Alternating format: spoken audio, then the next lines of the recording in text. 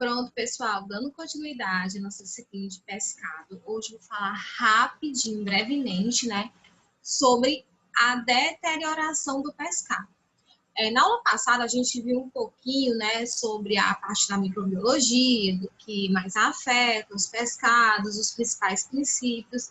Porém, a deterioração dos pescados, ela ocorre devido a três meios. O primeiro meio é a autólise, né, que é a quebra dos músculos, né, principalmente aquela das proteínas, por isso que é chamado de autólise.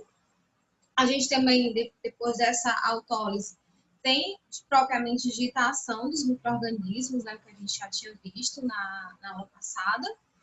E após a ação, ou concomitantemente, né, a gente também tem a ação dos lipídios. Como vocês lembram, né, os pescados eles têm um alto conteúdo de lipídio, e isso favorece com que haja a rancificação, né, e a oxidação desses lipídios. Então, vou lá colocar rapidinho os slides aqui para que a gente possa acompanhar melhor.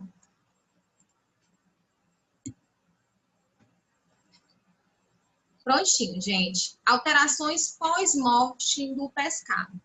Como vocês sabem, né, o pescado, como eu falei na aula passada, ele é um alimento altamente estéril. No momento que eu retiro ele, faço a retirada dele da água, né, ele é um produto altamente estéril, né? Tanto que a gente consegue consumi-lo cru, né? Como no sushi, e não ocasiona nenhum risco para a nossa saúde, né? Devido a essa esterilidade que ocorre nessa carne, da carne do pescado, tanto camarão, como os peixes, enfim. Porém, a gente sabe que o pescado ele é um alimento altamente perecível, né? Pelas características dele, que a gente já viu na sua composição. É um alimento que contém bastante água, e isso faz com que ele seja muito perecível.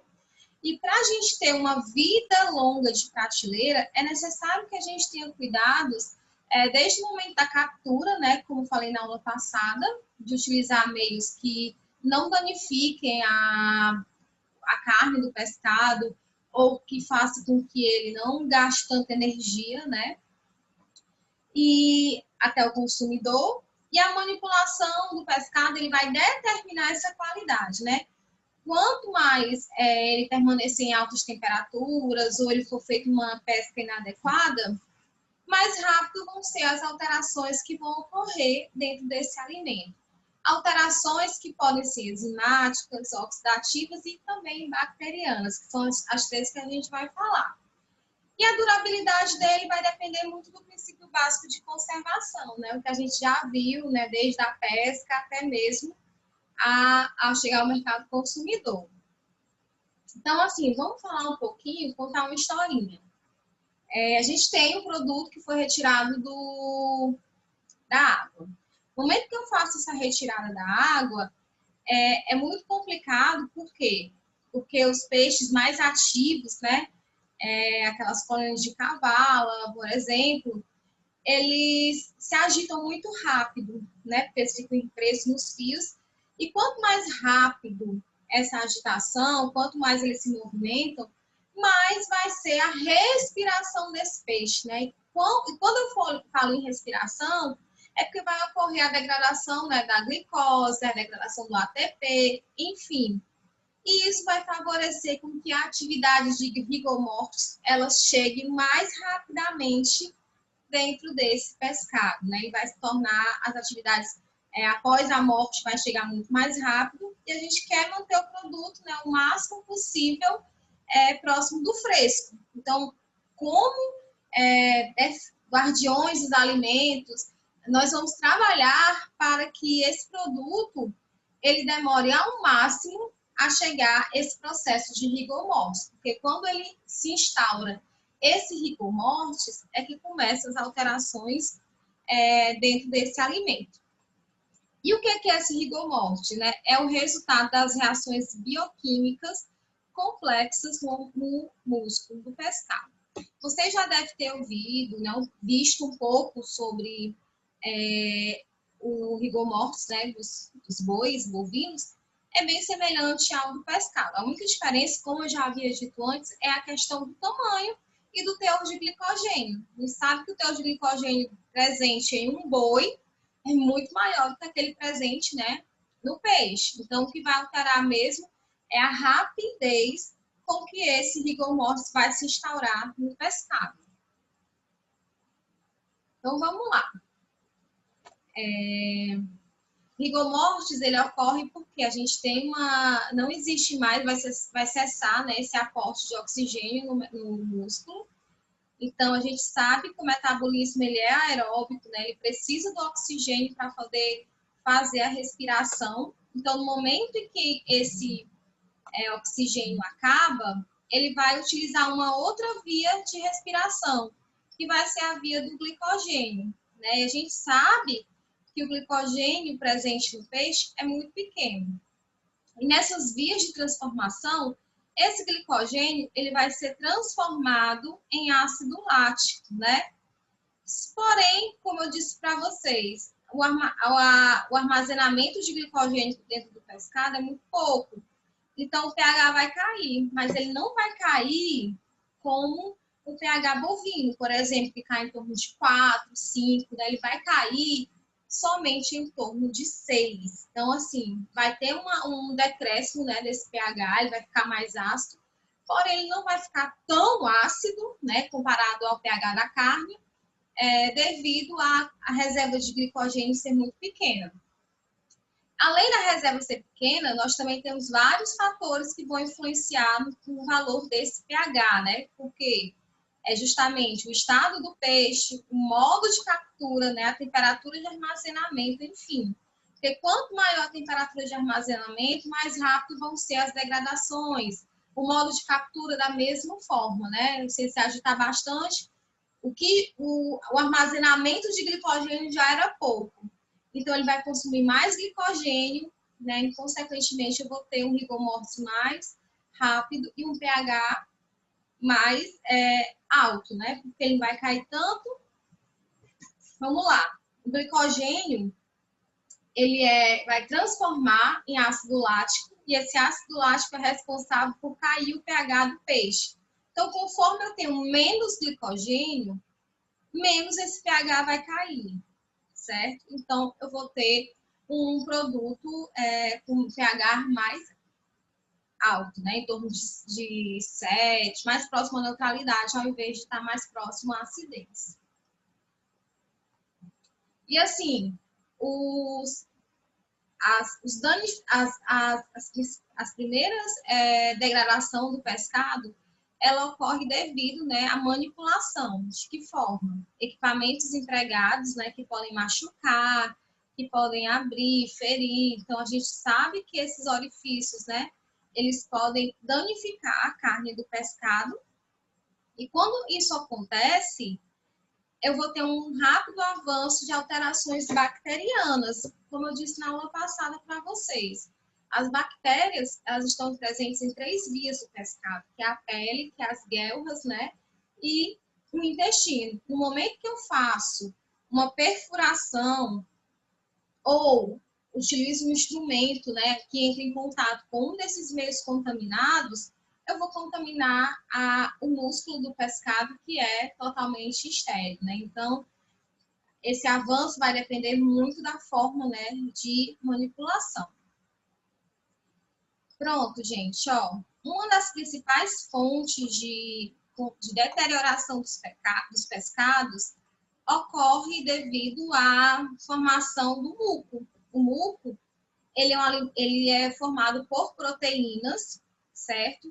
E essas proteínas, ela é formada por uma glicoproteína chamada mucina, e essa glicoproteína, ela serve como um alimento para as bactérias, ela é um ótimo meio de cultura para bactérias. Então, assim, ela é produzida em excesso quando o peixe está machucado, ele vai produzir em excesso para tentar proteger a carne, mas quando ele está morto, ele vai servir como alimentação, né, para as bactérias que estão presentes na pele do peixe. Então, por isso que é muito importante a gente ficar atento também a essa produção. Não é interessante essa produção de músculo muito acentuada, porque ela vai servir de alimento para as bactérias. e esse muco ele vai ser produzido quando quando a pele do pescado é danificada. Vou falar de uma das 3 vias de decomposição, né, de alteração do pescado. A primeira é a autólise. A autólise, ela é chamada quebra das proteínas, né, do músculo das proteínas. Então, a gente tem um primeiro estágio, né, que é o quê? O peixe recém-capturado. Quando esse peixe é recém-capturado, a gente consegue ter a contração, né, da actina e da miosina. Elas se unem e relaxam, se unem e relaxam. E o pH fica em torno de 7, né? Então, tem uma carne firme e compacta, uma carne novinha. Conforme ocorre a morte, né, a gente vai ter essa reação química, né, que o ATP ele vai se transformar em ADP, né, e vai haver a liberação do cálcio. Após essa etapa, vai ocorrer o músculo em rigidez cadavérica, né? Que a gente costuma dizer que o rigor mortis é a transformação do músculo em carne. Então, o que é que vai acontecer com essa rigidez cadavérica? Vai ser formado, né, o complexo actomiosina, que é a contração irreversível, né, da actina e da miosina.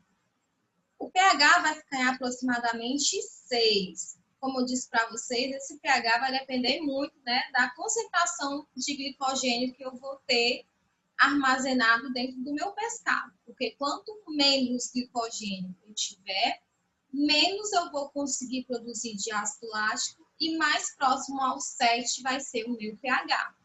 Então, nessa etapa, né, de rigidez cadavérica, eu tenho uma carne rígida e dura, né? As proteínas são difíceis de serem retiradas, certo? Após passar essa etapa de rigidez cadavérica, a gente começa a ter as reações de autólise, né? As reações normais, né? Elas não param, né? Elas têm, quanto mais cedo começam, né? A gente tem uma carne nova, porém, quando vai se prolongando, ela vai ocasionando a perda desse pescado. Então, nessa etapa, a gente vai ter liberações das catepsinas, do cálcio, que são proteases e enzimas, né? Que, como eu já disse, proteases, o nome já fala muito, enzimas que degradam as proteínas.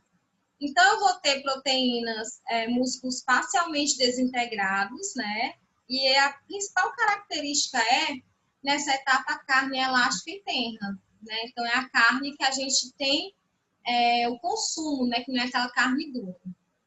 Porém, conforme o tempo vai passando, as reações vão ocorrendo e a gente pode ter uma carne autolizada, né? Que as proteínas são totalmente hidrolisadas, ou seja, elas são quebradas, ocorre um aumento do pH e a carne se torna mole e pegajosa, que é justamente a característica de uma carne que já está totalmente deteriorada. Então, quando isso aqui ocorre, a carne fica mole e pegajosa, há uma liberação das enzimas presentes no pescado e das bactérias, né?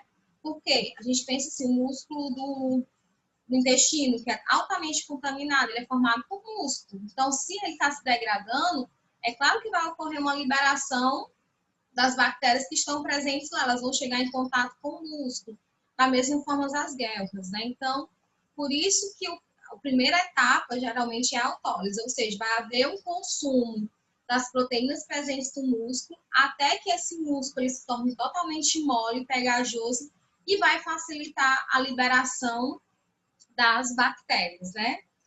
Então, assim, a decomposição bacteriana, né? As proteínas do pescado sofrem uma decomposição acentuada devido à ação das bactérias, com a formação de grandes números de compostos tóxicos e fedidos, né? A contaminação por bactérias no intestino, das brânquias, a contaminação das bactérias ocorre pela ação do intestino, das brânquias ou da pele, né? Então, essa etapa da decomposição bacteriana, como eu disse para vocês, é uma etapa que ocorre após a autólise, né? Há uma degradação dos músculos, com isso há uma liberação das bactérias presentes no intestino, nas brânquias e na pele, e elas decompõem todo o pescado. E assim, Essa decomposição pode ser mais acentuada ou menos acentuada, vai depender da composição, né, da microflora presente no pescado e dos processos de redução anaeróbios, né? A gente sabe que não tem mais a questão do oxigênio. Então, são bactérias que elas estão presentes, mas com a ação mesmo sem ser do oxigênio. E após essa ação da decomposição bacteriana, a gente vai ter uma formação de compostos, né? Que é substâncias inorgânicas, hidrogênio, amoníaco, compostos sulfurados, dióxido de carbono, ácidos graxos de cadeia curta. E esses compostos vão ser responsáveis pelo mau cheiro característico de pescado vencido. Então, assim, uma das principais maneiras da gente tentar reduzir, de fato, essa contaminação é pensar em maneiras menos agressivas, né, de pesca, como capturar com cordas e anzóis, mas às vezes nem sempre é possível, né, porque frente anzol, que é uma produção muito caseira para fazer isso, subir a bordo rapidamente e abater com um golpe na cabeça, e não deixar o peixe morrer por insuficiência de oxigênio, né? Porque ali ele se agita e vai consumir todas as reservas de glicogênio. E o mais importante, logo de imediato armazenar em baixas temperaturas, porque essas baixas temperaturas, elas vão reduzir, né, essas reações. Então, eu vou ter um prolongamento da vida útil. Então, assim, após essas alterações, né, bacterianas, a gente tem as alterações dos lipídios presentes, né, no pescado, que pode ser a rancidez lipolítica ou a ação oxidativa, né? Então, a gente tem tanto a ação de enzimas que degradam os lipídios, como a gente também tem a ação da oxidação mesmo, através da luz, né, do oxigênio, enfim. Porém, o grau de alteração do pescado a gente pode medir de duas formas, né? Através dos indicadores sensoriais e os indicadores químicos.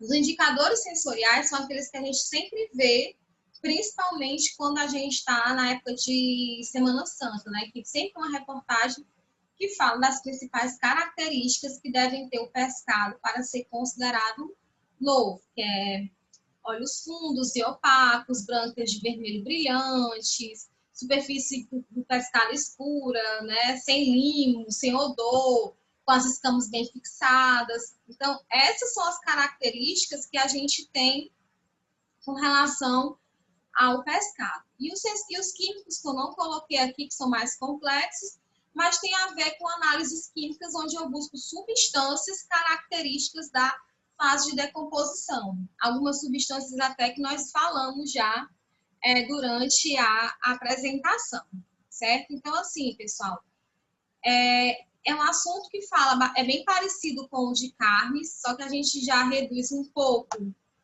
pelo fato de ser pescado, que ele é bem simples. E eu tentei simplificar ao máximo essa aula, acho que eu simplifiquei tanto que eu espero que vocês consigam entender. Ok? Então, assim, vou deixar aqui e vou deixar uma atividadezinha para a gente somente reforçar tudo que foi passado, certo? Então, qualquer coisa, vocês entrem em contato comigo.